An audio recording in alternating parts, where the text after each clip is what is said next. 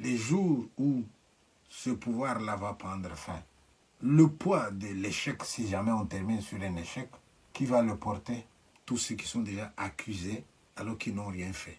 Monsieur le Président, j'ose espérer que vous avez vu la vidéo dans laquelle je parle à Monsieur Nanga. Dans les réactions que j'ai reçues à propos de cette vidéo, vous avez des Congolais qui me demandent, s'il vous plaît, parlez un peu aussi au Président et à ceux qui l'entourent.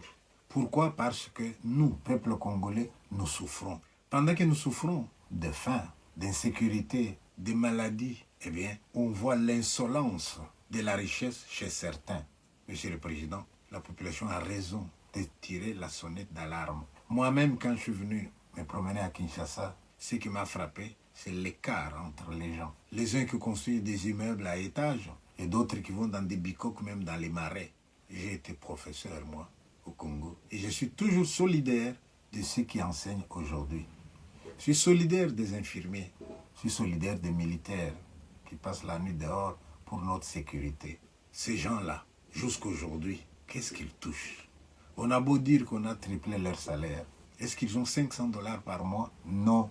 Mais pendant qu'eux n'ont pas 500 $ par mois, je sais qu'à Kinshasa, vous avez des gens qui peuvent avoir 20 000 par mois. Vous avez des gens qui peuvent acheter un immeuble en un jour. Les immeubles qu'on achète sous d'autres cieux pendant 30 ans et encore à petit feu. Et il y en a chez nous qui peuvent acheter en une journée. Monsieur le Président, je sais que vous avez hérité d'une situation difficile. Vous avez veillé à la diplomatie au niveau international. Il y en a qui vous reprochent. Et moi, je sais que chaque fois qu'il y a des choses qui arrivent chez nous, c'est des pièces de théâtre dont l'auteur, le metteur en scène, le souffleur n'est pas toujours au Congo. Il y en a qui sont au Congo, des complices comme je pourrais dire. Il y en a qui sont ici, les multinationales, les hommes politiques qui tirent les ficelles. Ça existe. Monsieur le Président, lorsqu'on va vous dire qu'un tel, il a volé, vous allez nous dire, ben, donnez-moi des preuves. Mais je voudrais vous dire aujourd'hui, Monsieur le Président, qu'un voleur, il sait aussi fabriquer des preuves pour se disculper. Dans les années 80, quand j'ai commencé à travailler à Lubumbashi, j'étais dans l'enseignement. J'arrivais à la fin du mois, on me dit, vous n'êtes pas payé. Et on me montre les listes et mon nom n'est pas là. On vous dit, vous n'êtes pas encore mécanisé par Kinshasa. Le deuxième mois, on me montre de nouveau, monsieur, vous n'êtes pas payé, vous n'êtes pas mécanisé par Kinshasa. Troisième mois, jusqu'à 8 mois, vous n'êtes pas mécanisé par Kinshasa. Mais pendant ce temps, je suis en train de maigrir. Je deviens misérable. Et je n'étais pas le seul. Tous les enseignants, nous étions dans la même situation. Mais dans l'entretemps, ceux qui étaient dans les postes de responsabilité au niveau de l'enseignement, mais ils roulaient carrosse, quoi. Ils étaient en voiture, ils étaient bien, tu les regardes, tu dis, wow, celui-là, il mange chaque jour. Lui, il pouvait même construire. Et tu te dis, mais attends, c'est un chef du personnel, c'est un chef de division, mais comment ils sont bien comme ça? Jusqu'au moment où je vais comprendre que ces gens-là, à chaque fois qu'ils vont nous dire, voilà, vous n'êtes pas payé, la preuve, vous n'êtes pas sur la liste. Mais pourquoi je ne suis pas sur la liste? Parce que sur la liste, ce monsieur-là maintient les noms des enseignants qui sont déjà morts, que moi j'ai remplacés, des enseignants qui sont allés à la retraite, que moi j'ai remplacés, on maintient leurs noms. Comme ça, quand ça arrive, ils disent, non, votre nom n'est pas là. Mais les autres noms, moi, je ne les connais pas. C'est lui seul qui sait que les autres noms, ils sont partis. Et lui, il bouffe l'argent de ces gens-là. J'ai vu une vidéo de M. Deligef qui parlait au cadre. Mais regardez-les. Mais ils ont une bonne mine. Tous, ils ont une bonne mine. Leur mine contraste avec la mine de leurs employés. Pourquoi ils ont une bonne mine alors que les enseignants n'ont pas une bonne mine? Eh bien, ils sont dans des postes où, eux, ils peuvent toucher l'argent des 3 numéros matricules.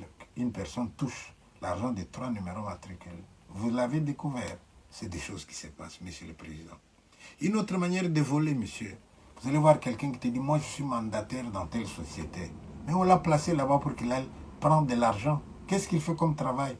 Rien. Mais de temps en temps, il y a une réunion pour voir un peu quelles sont les lignes directrices de telle entreprise. Et lui, pour avoir participé à cette réunion-là, eh bien, ils vont puiser des millions. Ce que j'ai vu aussi, c'est quoi? C'est vous arrivez dans une entreprise, il y a une enveloppe salariale qui doit aller au salaire des gens. Mais vous regardez cette enveloppe salariale-là, c'est la moitié seulement qui va au salaire des gens.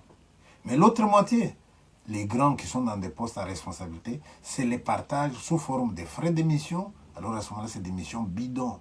Monsieur le Président, vous allez voir dans une entreprise, quelqu'un, il est directeur, par exemple, divisionnaire, il doit aller en congé. Il ne veut jamais aller en congé. Parce que ce poste-là, on dirait que c'est un poste qui lui appartient. Mais si jamais, en cas de force majeure, il doit aller en congé, alors qu'il a 4 chefs de service en dessous de lui, parmi lesquels il peut choisir un intérimaire, ah non, il va aller dans une autre division, il va demander à un autre divisionnaire, eh bien, tu vas faire maintenant, et ta division est la mienne, comme pour dire, viens me garder mon poste. Il ne faut pas qu'on sache qu'il y a en dessous de moi quelqu'un qui travaille bien parmi mes chefs de service.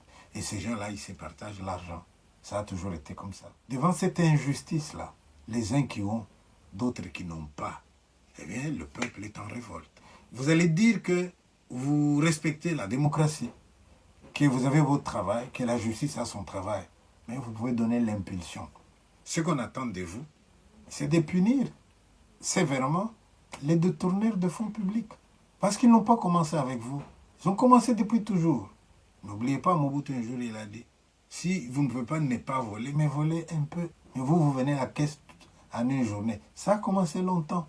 Si vous êtes laxiste vis-à-vis des détourneurs, eh bien, vous risquez d'alimenter l'argumentation selon laquelle, eh bien, ces gens-là, ils volent, mais peut-être qu'ils vont vous retourner aussi quelque chose. Je n'en suis pas là, moi, à accuser comme ça. Mais je ne vois pas pourquoi on doit être moins sévère vis-à-vis des gens qui détournent des fonds. Nous attendons les gouvernements. Et ces gouvernements-là, nous l'attendons de pied ferme. Ne faites pas comme votre prédécesseur, qui un jour s'est dit, dommage que je n'ai pas au Congo 10 personnes valables. Si j'avais au moins 10 personnes, mais je serais allé plus loin. Vous allez nous dire la même chose. Et moi, je vous dis, les 10 personnes là, vous les cherchez où? Autour de vous? Au niveau familial? Au niveau des amitiés? Madame la Première ministre, vous allez chapeauter tout un gouvernement. Le rôle, ce n'est pas seulement accuser le président. Vous aussi, madame, vous allez avoir des collaborateurs autour de vous. Nous attendons, voir qui vous allez choisir. Et quand vous allez choisir ces gens-là que vous allez nous présenter, les membres de votre gouvernement, posez-vous la question, est-ce que vous avez des gens qu'il faut à la place qu'il faut? Est-ce que c'était les meilleurs? Ou est-ce que c'est un truc de récompense entre chasseurs qui avaient attrapé une bête et vous partagez la bête? Sur ce point-là, Monsieur le Président, il y a du boulot. Voilà, c'était un message que les Congolais m'ont demandé de vous transmettre. Je vous les transmets en toute sincérité. Je peux me résumer. Oui, vous avez trouvé une situation difficile. Oui, il fallait faire un effort pour d'abord sortir des pièges qui étaient tendus. Oui, il faut aussi user de la diplomatie pour faire en sorte que ceux qui utilisent nos voisins pour nous faire du mal, qu'on les démasque même sur le plan international. Mais au niveau du pays, de grâce, on attend que vous punissiez ceux qui sont des voleurs et que ces gens-là, non seulement ils soient punis, mais qu'ils remettent dans la caisse ce qu'ils ont pris. Alors si en les condamnant, ça a été de manière publique, tous nous avons vu, ben, faites-nous aussi de manière publique qu'on voit qu'ils ont remis. Sinon, ça sera un pays où chacun va dire, c'est mon tour. Alors à ce moment-là, vous savez à quoi on va le voir? On va le voir par le train de vie des membres de sa famille. Les jours où ce pouvoir-là va prendre fin, le poids de l'échec, si jamais on termine sur un échec, qui va le porter? Tous ceux qui sont déjà accusés alors qu'ils n'ont rien fait. Peuple congolais, je ne suis pas un journaliste d'investigation. Je ne suis pas un homme mandaté par le pouvoir pour dire, pour faire. Il y a un proverbe qui dit, fais le bien et jette-le à la mer. Si les hommes ne le voient pas, quelqu'un là-haut le verra. Je vous remercie.